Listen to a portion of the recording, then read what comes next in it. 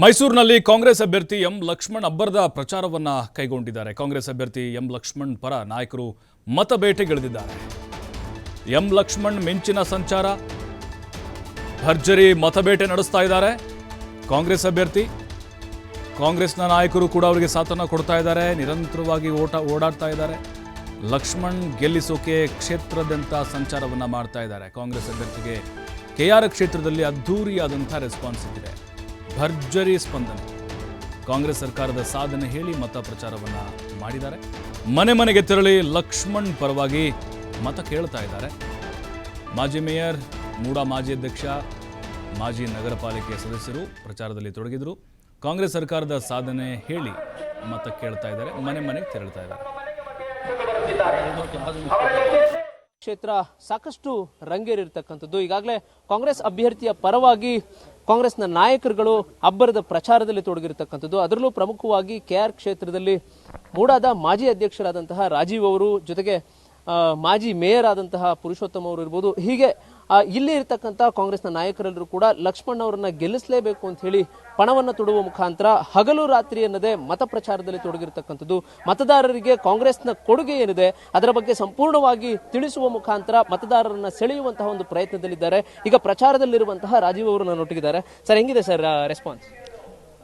ಮತದಾರರು ಬಹಳ ಸಂತೃಪ್ತರಾಗಿ, ಒಂದಲ್ಲ ಒಂದು ಸಮಾಧಾನವಾಗಿ ನಮಗೆಲ್ಲರಿಗೂ ಕೂಡ ಸರ್ಕಾರ ಯೋಜನೆ ರೂಪಿಸಿದೆ ಅನ್ನುವಂಥ ಅವರ ಭಾವನೆಯನ್ನು ವ್ಯಕ್ತಪಡಿಸ್ತಾ ಇದ್ದಾರೆ. ಅವೆಲ್ಲವೂ ನಮಗೆ ಮತದಾನವಾಗಿ ಪರಿವರ್ತನೆ ಆಗುತ್ತೆ. ಅತ್ಯಂತ ಒಳ್ಳೆಯ ರೀತಿಯಲ್ಲಿ ಅನುಕೂಲ ಆಗುತ್ತೆ. ಅಂದ್ರೆ ಈಗ ನಿಮ್ಮ ಜೊತೆಲಿರುವಂಥ ಕಾಂಗ್ರೆಸ್ ಮುಖಂಡರು, ಕಾಂಗ್ರೆಸ್ ಕಾರ್ಯಕರ್ತರುಗಳು ನೋಡಿದ್ರೆ ನೀವು ಕಾಂಗ್ರೆಸ್ ಬಂದ್ಮೇಲೆ ಒಂದು ರೀತಿ ಉತ್ಸಾಹ ಜಾಸ್ತಿ ಆಗಿದೆ ಅಂತ. ಸಹಜವಾಗಿ ಏನಂತಂದರೆ ಎಲ್ರಿಗೂ ಹೇಳಿ ಹೋಗುವಾಗ ಆ ಉತ್ಸಾಹ ತಾನೇ ಬರುತ್ತೆ. ಅವ್ರ ಪ್ರತಿಕ್ರಿಯೆ, ಮತದಾರರ ಪ್ರತಿಕ್ರಿಯೆಯೂ ಚೆನ್ನಾಗಿದೆ. ಎರಡೂ ಸಮ್ಮಿಲನ ಆಗಿರೋದ್ರಿಂದ ನಾನಿರ್ಬೋದು, ಮಾನ್ಯ ಪುರುಷೋತ್ತಮ್ ಅವರಿರ್ಬೋದು, ಪಲ್ಲವಿ ಇರ್ಬೋದು, ರಘುರಾಮ್ ಇರ್ಬೋದು, ರಾಮ್ ಪ್ರಸಾದ್ ಇರ್ಬೋದು, ಇಲ್ಲಿಯ ಪ್ರಮುಖರುಗಳಿರ್ಬೋದು, ಎಲ್ಲರೂ, ರವಿಶಂಕರಣ್ಣ ಇದ್ದಾರೆ, ಮಲ್ಲೇಶ್ ಇದ್ದಾರೆ, ಹಾಗೆ ಎಲ್ಲರೂ ಒಟ್ಟಿಗೆ ಸೇರಿ ಈ ಕ್ಯಾಂಪೇನ್ ಮಾಡ್ತಾ ಇದ್ದೀವಿ. ಎಲ್ಲರ ಪ್ರತಿಕ್ರಿಯೆ ಚೆನ್ನಾಗಿದೆ. ಯಾಕೆಂದ್ರೆ ನಿಮ್ಮ ಬಗ್ಗೆ ಮುಖ್ಯಮಂತ್ರಿಗಳು ಮೆಚ್ಚುಗೆ ವ್ಯಕ್ತಪಡಿಸಿರುವಂಥದ್ದು ಇರ್ಬೋದು, ಜೊತೆಗೆ ನಿಮ್ಮನ್ನು ಕಳೆದ ವಿಧಾನಸಭಾ ಚುನಾವಣೆ ಸಂದರ್ಭದಲ್ಲಿ ನಿಮ್ಮನ್ನು ಸಂಪರ್ಕ ಮಾಡಿರುವಂಥದ್ದು ಇರ್ಬೋದು. ಈ ಕ್ಷೇತ್ರದಲ್ಲಿ ನೀವು ಬಂದ ಮೇಲೆ ಕಾಂಗ್ರೆಸ್ಗೆ ಒಂದು ಸ್ವಲ್ಪ ಬಲ ಬಂದಿದೆ ಅಂತ ಹೇಳಿ. ನಾನು ಭಾಳ ವರ್ಷದಿಂದ ಸಕ್ರಿಯವಾಗಿರೋನು. ಯಾರು ಸಕ್ರಿಯವಾಗಿರ್ತಾರೋ ಎಲ್ಲರಿಗೂ ಉತ್ಸಾಹ ಜಾಸ್ತಿ ಇರುತ್ತೆ. ಉತ್ಸಾಹ ಎಲ್ಲರನ್ನು ಕೊಂಡಿ ಮಾಡಿದೆ, ಎಲ್ಲರ ಸಂಬಂಧವನ್ನು ಗಟ್ಟಿ ಮಾಡಿದೆ. ಅದಕ್ಕೆ ಇನ್ನಷ್ಟು ಉತ್ಸಾಹ ಜಾಸ್ತಿ ಆಗಿದೆ. ಅಭ್ಯರ್ಥಿಯ ವಿಚಾರಕ್ಕೆ ಸಂಬಂಧಪಟ್ಟಂತೆ ಮತದಾರರ ಒಟ್ಟಿಗೆ ತಾವು ಮಾತನಾಡ್ತಾ ಇರುವಂಥ ವಿಚಾರ, ಕಾಂಗ್ರೆಸ್ ಸರ್ಕಾರದ 5 ಪಂಚ ಗ್ಯಾರಂಟಿಗಳು ಪ್ರತಿ ಕುಟುಂಬಕ್ಕೆ ಒಂದಲ್ಲ ಒಂದು ರೀತಿ ಅನುಕೂಲ ಮಾಡಿದೆ. ಇಲ್ಲಿ ಯಾರೂ ಕೋಟ್ಯಾಧಿಪತಿಗಳಲ್ಲ, ಎಲ್ಲರೂ ಮಧ್ಯಮ ವರ್ಗ, ಕೆಳ ಮಧ್ಯಮ ವರ್ಗ, ಬಡವರ್ಗ. ಅವರಿಗೆ ಇಷ್ಟಿಷ್ಟು ಹಣ ಬರ್ತಿರ್ತಕ್ಕಂಥದ್ದು ಇದು ನಿರೀಕ್ಷೆ ಮಾಡಿರಲಿಲ್ಲ. ಸರ್ಕಾರ ಬರುತ್ತೆ ಅನ್ನೋಕ್ಕೆ ಮೊದಲು ಹೇಳಿದ್ದಾಗ ಇದು ನಿಜಾನಾ ಅಲ್ವಾ ಅಂತ ಒಂದು ಅನಿಸಿಕೆ ಇತ್ತು. ಅದು ನಿಜ ಆದಾಗ ಅವ್ರ ಕುಟುಂಬದಲ್ಲಿ ಅದು ಒಳ್ಳೆ ರೀತಿಯ ಆರ್ಥಿಕ ಸ್ಥಿರತೆನೇ ತಂದುಕೊಟ್ಟಿದೆ. ಆ ಕಾರಣಕ್ಕಾಗಿ ಎಲ್ರಿಗೂ ಅನಿಸಿದೆ. ಇಷ್ಟು ವರ್ಷ ಅದು ಇದು ಅಂತ ಹೇಳ್ತಾ ಇದ್ರು, ಯಾರೂ ಏನನ್ನೂ ತಲುಪಿಸಿರಲಿಲ್ಲ. ನೇರವಾಗಿ ಎಲ್ಲ ಕುಟುಂಬಗಳಿಗೆ ಈ ಥರದಂಥ ಅನುಕೂಲ ಆಗಿರ್ತಕ್ಕಂಥ ಸರ್ಕಾರ ಇದು ಮೊದಲ ಸರ್ಕಾರ ಅನ್ನುವಂಥ ಭಾವನೆ ವ್ಯಕ್ತಪಡಿಸ್ತಾ ಇದ್ದಾರೆ. ಹಾಗಾಗಿ ಇದು ಮತದಾನವಾಗಿ ಪರಿವರ್ತನೆ ಆಗುತ್ತೆ, ಇದು ಅನುಕೂಲ ಮಾಡುತ್ತೆ. ಅಂದರೆ ಈಗ ಪರ್ಟಿಕ್ಯುಲರ್ ಆಗಿ ಇರ್ತಕ್ಕಂಥದ್ದು ಮೈಸೂರು ಪ್ರವಾಸೋದ್ಯಮ ಇರತಕ್ಕಂಥ ಒಂದು ಕ್ಷೇತ್ರ. ಇಲ್ಲಿ ಲಕ್ಷ್ಮಣ್ ಅವರಿಗೆ ಯಾಕೆ ನಾವು ಮತ ಕೊಡಬೇಕು, ಅವ್ರು ಏನು ಕೆಲಸ ಮಾಡ್ತಾರೆ ಅನ್ನೋ ಒಂದಷ್ಟು ನಿರೀಕ್ಷೆಗಳಿರ್ತವೆ, ಚರ್ಚೆಗಳಿರ್ತವೆ. ಲಕ್ಷ್ಮಣ್ ಒಬ್ಬರು ಕ್ರಿಯಾಶೀಲವಾದಂಥ ಅಭ್ಯರ್ಥಿ. ಈ ಭಾಗದ ಅಭಿವೃದ್ಧಿ ದೃಷ್ಟಿಕೋನದಲ್ಲಿ ಅವ್ರದೇ ಆದಂಥ ಚಿಂತನೆಗಳು ಇಟ್ಕೊಂಡಿರ್ತಕ್ಕಂಥವ್ರು. ಅಂಥ ಚಿಂತನೆ ಇಟ್ಕೊಂಡಿರತಕ್ಕಂಥವ್ರು ಮತ್ತು ಪಂಚ ಗ್ಯಾರಂಟಿಗಳು, ಸಿದ್ದರಾಮಯ್ಯ ಸಾಹೇಬ್ರವರ ಒಳ್ಳೆಯ ಆಡಳಿತ, ಡಿ ಕೆ ಶಿವಕುಮಾರ್ ಅವರ ಸಂಘಟನಾ ಚಾತುರ್ಯತೆ ಎಲ್ಲವೂ ಸೇರಿದೆ. ನಮ್ಮೆಲ್ಲರ ಉತ್ಸಾಹ ಸೇರಿದೆ, ನಮ್ಮೆಲ್ಲರ ಸಕ್ರಿಯತೆ ಸೇರಿದೆ. ಅದು ಒಳ್ಳೆ ರೀತಿಯಲ್ಲಿ ಲಕ್ಷ್ಮಣ್ಗೆ ಕ್ರಮ ಸಂಖ್ಯೆ 2ಕ್ಕೆ ಓಟ್ ಹಾಕುವಂಥ ಮಾನಸಿಕತೆಯಲ್ಲಿ ಅವರೇ ನಾವು ಹೋದಾಗ ಹೇಳ್ತಾ ಇರತಕ್ಕಂಥದ್ದು ನಮ್ಮ ಸ್ಫೂರ್ತಿ ಜಾಸ್ತಿ. ಕ್ಷೇತ್ರ ರೀಚ್ ಆಗಿದ್ದಾರೆ ಸರ್ ಕಂಪ್ಲೀಟ್ ಈಗಾಗಲೇ ಪ್ರಚಾರದಲ್ಲಿ. ಇದು ಫಿಸಿಕಲ್ ಆಗಿ ಎಲ್ಲರೂ ಯಾವಾಗಲೂ ರೀಚ್ ಆಗಬೇಕು ಅಂತಿಲ್ಲ. ಫಿಸಿಕಲ್ ಆಗಿ ರೀಚ್ ಆಗೋ ಪ್ರಯತ್ನ ಒಂದ್ಗಟ್ಟಕ್ಕೆ ಮಾಡಿದ್ರೆ ಅವ್ರಿಗೆಲ್ಲರಿಗೂ ಕೂಡ ಕಮ್ಯುನಿಕೇಷನ್ ಮೀಡಿಯಾಗಳು ಯಾವುದಿದೆಯೋ, ಮೀನ್ಸ್ಗಳು ಯಾವ್ಯಾವ ಇದೆಯೋ ಅದ್ರ ಮುಖಾಂತರ ಎಲ್ಲರಿಗೂ ಮುಟ್ಟುವಂಥ ಪ್ರಯತ್ನ ಈಗಾಗಲೇ ಆಗಿದೆ. ವಿಶ್ವಾಸ ಇದೆಯಾ ಸರ್ ತಮ್ಮ ಒಂದು ಓಡಾಟದಲ್ಲಿ ನೋಡಿದಂಥ ಸಂದರ್ಭದಲ್ಲಿ ಜನರ ಒಂದು ರೆಸ್ಪಾನ್ಸಿಬಿಲಿಟಿ ಇದೆಲ್ಲ ನೋಡಿದಂಥ? ನಾನು ಒಂದು ಮಾತನ್ನು ಹೇಳಿದ್ದೆ, ಸ್ವಾತಂತ್ರ್ಯ ಬಂದ ನಂತರ ದೇಶದಲ್ಲಿ ನಾವು ಸ್ವತಂತ್ರ ಬಂತು ಅನ್ನೋ ಸಂತೋಷದಲ್ಲಿ ಇದ್ದಂಥದ್ದನ್ನ ಕೇಳಿದ್ವಿ. ಆದರೆ ಈ ಸನ್ನಿವೇಶದಲ್ಲಿ ಇಷ್ಟು ಯೋಜನೆ ತಲುಪಿದ ಮೇಲೆ ಪ್ರತಿ ಕುಟುಂಬದಲ್ಲೂ, ಇಲ್ಲಾಂದ್ರೆ ನಾವು ರಾಜಕಾರಣಿಗಳು ನೇರವಾಗಿ ಒಪ್ಕೊಳ್ಳುವಂಥದ್ದು ಏನಂತಂದರೆ, ಯಾವುದೇ ಚುನಾವಣೆಗೆ ಹೋದ್ರೆ ನೀವು ಚುನಾವಣೆಗೆ ಮಾತ್ರ ಬರ್ತೀರಿ ಅನ್ನೋ ಮಾತುಗಳನ್ನ, ಅಸಡ್ಡೆಯ ತಿರಸ್ಕಾರದ ಮಾತುಗಳನ್ನ ತುಂಬ ದೊಡ್ಡ ಮಟ್ಟದಲ್ಲಿ ಎಲ್ಲರೂ ಎದುರಿಸ್ತಾ ಇದ್ವಿ. ಅದರಲ್ಲೇನು ಅನುಮಾನ ಇಲ್ಲ. ಯಾಕೆಂದರೆ ನಾವು 2,70,000 ಮನೆಗೂ ನಾವು ಯಾರೂ ಮುಟ್ಟಕ್ಕೆ ಸಾಧ್ಯ ಆಗ್ತಿರಲಿಲ್ಲ. ಆದರೆ 2,70,000 ಅಷ್ಟೇ ಅಲ್ಲ, 17 ಲಕ್ಷಕ್ಕಷ್ಟೇ ಅಲ್ಲ, ರಾಜ್ಯದ 7 ಕೋಟಿ ಜನರಿಗೂ ಒಂದಲ್ಲ ಒಂದು ಮುಖಾಂತರ ಯೋಜನೆ ತಲುಪಿದೆ. ಆ ಕಾರಣಕ್ಕಾಗಿ ಅವರು ನಮ್ಮನ್ನು ಸ್ವೀಕರಿಸೋ ರೀತಿ ಬೇರೆ ಇದೆ. ಅವ್ರ ಮನಸ್ಸಿನಲ್ಲಿ, ಅವ್ರ ಮುಖದಲ್ಲಿ ಮಂದಹಾಸ ಮೂಡಿದೆ. ಮಂದಹಾಸ ಮೂಡಬೇಕು ಅಂತಂದರೆ ಒಂದು ಕೃತಜ್ಞತಾ ಭಾವ ಮೂಡಿದೆ ಅಂತ. ಆ ಕೃತಜ್ಞತಾ ಭಾವದ ಕಾರಣಕ್ಕಾಗಿ ಅದು ಮತದಾನ ಆಗಿ ಬರುತ್ತೆ. ಇಷ್ಟು ಯೋಜನೆಗಳು ಅಸಾಧಾರಣವಾದ. ಯಾವತ್ತು ಅಭಿವೃದ್ಧಿ ಅಂತಂದರೆ ಬರೀ ಮೂಲಭೂತ ಸೌಕರ್ಯಗಳ ಅಭಿವೃದ್ಧಿ ಅಷ್ಟೇ ಅಲ್ಲ, ತಳಮಟ್ಟದ ಜನರಿಗೆ ಆರ್ಥಿಕ ಸ್ಥಿರತೆ ಕೊಡೋದು ಅಭಿವೃದ್ಧಿ. ಯಾಕೆಂದರೆ ಈ ಮನೆಗಳಿಗೆ, ತಾಯಂದರಿಗೆ ಎಲೆಕ್ಟ್ರಿಸಿಟಿಲಿ ಒಂದು 10,000 ಉಳಿಯುತ್ತೆ ಅಂದರೆ ಅವರು ಯಾವುದನ್ನು ವೇಸ್ಟ್ ಮಾಡೋದಿಲ್ಲ. ಆ ಕುಟುಂಬದ ಒಳಿತಿಗಾಗಿ ಉಪಯೋಗಿಸ್ತಾರೆ, ಆ ಮಗುವಿನ ಶಿಕ್ಷಣಕ್ಕಾಗಿ ಉಪಯೋಗಿಸ್ತಾರೆ, ಅವ್ರ ಹಿರಿಯರ ಆರೋಗ್ಯ ಉಪಚಾರಕ್ಕಾಗಿ ಉಪಯೋಗಿಸ್ತಾರೆ.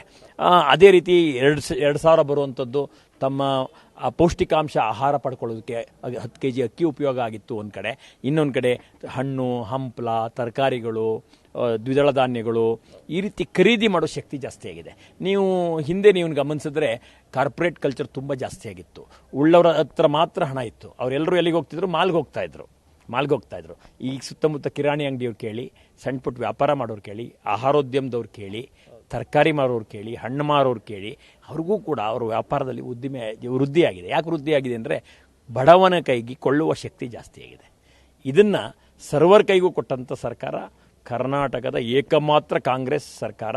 ಅದರಿಂದ ಈ ಒಂದು ಅವಕಾಶಗಳು ನಮಗೂ ಕೂಡ ಉಲ್ಲಸಿತ ಮಾಡಿದೆ. ಯಾಕೆಂದ್ರೆ ಈಗ ಎದುರಾಳಿ ಅಭ್ಯರ್ಥಿ ಏನಿದ್ದಾರೆ ಅದು ಮೈತ್ರಿ ಅಭ್ಯರ್ಥಿ ಆಗಿರ್ತಕ್ಕಂಥ ಒಂದು ಹಿನ್ನೆಲೆಯಲ್ಲಿ ಜಾಸ್ತಿ ವರ್ಚಸ್ಸು ಅವ್ರಿಗಿದೆ, ಪ್ರಬಲವಾದಂತಹ ಅಭ್ಯರ್ಥಿ, ಈ ಥರದ ಒಂದಷ್ಟು ಮಾತುಗಳಿರ್ತಾವೆ ಕ್ಷೇತ್ರ. ನಾನು ಈ ಸ್ಥಳೀಯ ಒಂದು ಮೈಸೂರು ಕೊಡಗು ಅಷ್ಟೇ ಮಾತಾಡೋದಿಲ್ಲ.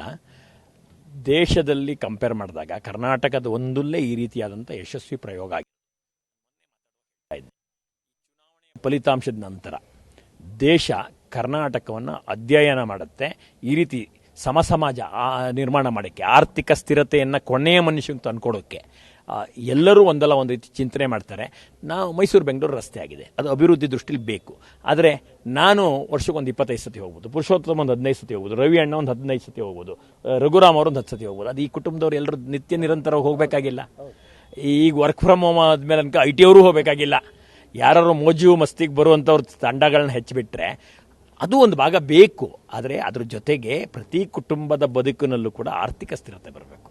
ಅವರಿಗೆ ಅವರ ಸಮಸ್ಯೆಗಳ ನಡುವೆನೂ ಕೂಡ ಅವ್ರ ಕುಟುಂಬದಲ್ಲಿ ಒಂದಷ್ಟು ನಗು ಬೇಕಲ್ಲ, ಒಂದಷ್ಟು ಮಂದಾಸ ಬೇಕಲ್ಲ. ಶಕ್ತಿ ಯೋಜನೆ ಬಹಳ ಕೇವಲವಾಗಿ ಮಾತಾಡೋದವ್ರು ನೋಡ್ತಿದ್ವಿ. ಬಸ್ಸಲ್ಲೆಲ್ಲ ಅನಾವಶ್ಯಕವಾಗಿ ಮಹಿಳೆಯರು ತುಂಬ ಓಡಾಡ್ತಿದ್ದಾರೆ ಅಂತ. ನೀವೆಲ್ಲ ಧರ್ಮಸ್ಥಳಕ್ಕೆ ಹೋಗಬೇಕು ಅಂದರೆ ಇವತ್ತು ರಾತ್ರಿ ಹೋಗಿ ನಾಳೆ ಪೂಜೆ ಮಾಡಿಸಿ ಬರ್ತೀವಿ. ಯಾಕೆಂದರೆ ಆರ್ಥಿಕ ಶಕ್ತಿ ಇದ್ದೀವಿ. ಅದೇ ಬಡವರಿಗೆ ಸಮಸ್ಯೆ ನಡುವೆ ದುಃಖ ದುಮ್ಮಾನಗಳಿದ್ರು ಕೂಡ ಎಲ್ಲಿಗೂ ಹೋಗೋಕ್ಕಾಗ್ತಿರಲ್ಲ. ಇವತ್ತು ಶಕ್ತಿ ಯೋಜನೆ ಅವ್ರನ್ನ ಚಾಮುಂಡಿ ತಾಯಿ ಹತ್ರ ಕರ್ಕೊಂಡೋಗಿದೆ, ಮಂಜುನಾಥನ ಹತ್ರ ಕರ್ಕೊಂಡೋಗಿದೆ, ಮಾದಪ್ಪನ ಹತ್ರ ಕರ್ಕೊಂಡೋಗಿದೆ. ಅಲ್ಲಿ ಹೋಗಿ ಅವ್ರ ದುಃಖ ದುಗುಡಗಳನ್ನ ತೋಡ್ಕೊಂಡು ಸಮಾಧಾನ ಮಾಡ್ಕೊಂಬಂದು ದೃಢಕಾಯುವ ಕೆಲಸ ಮಾಡ್ತಾ ಇದ್ದಾರೆ. ಅವ್ರ ಮನೆಗಳಲ್ಲಿ ಪರಿವರ್ತನೆ ಕಾಣ್ತಾ ಇದ್ದೀವಿ. ಅದು ಅಸಾಮಾನ್ಯವಾದಂಥ ವಿಚಾರ. ನಾನು ಹೇಳ್ತಾ ಇದ್ದೆ, ಒಂದು ರೀತಿ ಬಸವಣ್ಣನವರು ಧಾರ್ಮಿಕ ಸಮಾನತೆ ಕೆಲಸ ಮಾಡಿದ್ರು. ಇವತ್ತು ಕರ್ನಾಟಕ ಕಾಂಗ್ರೆಸ್ ಸರ್ಕಾರ ಸರ್ವರನ್ನ ಸಮಾನ ಆರ್ಥಿಕ ಸ್ಥಿರತೆಯನ್ನು ಕೊಡುವಂಥ ಒಂದು ದೊಡ್ಡ ಯೋಜನೆ, ಕ್ರಾಂತಿಕಾರಿ ಯೋಜನೆಯನ್ನು ಪಂಚ ಗ್ಯಾರಂಟಿಗಳ ಮುಖಾಂತರ ತಂದಿದೆ. ಅದು ಎಲ್ಲರಲ್ಲೂ ಮಂದಾಸ ಮೂಡಿಸಿದೆ ಅಂತ ಮಾತನ್ನ ಹೇಳ್ತಾರೆ. ಇದು ಕಾಂಗ್ರೆಸ್ ಅಭ್ಯರ್ಥಿ ಎಂ ಲಕ್ಷ್ಮಣ್ ಪರವಾಗಿ ಪ್ರಚಾರವನ್ನು ಮಾಡ್ತಾ ಇರುವಂತಹ ಕಾಂಗ್ರೆಸ್ನ ನಾಯಕರ ಮಾತುಗಳು. ಕ್ಯಾಮರಾ ಪರ್ಸನ್ ನಂದೀಶ್ ಜೊತೆ ಪುನೀತ್, TV5 ಮೈಸೂರು.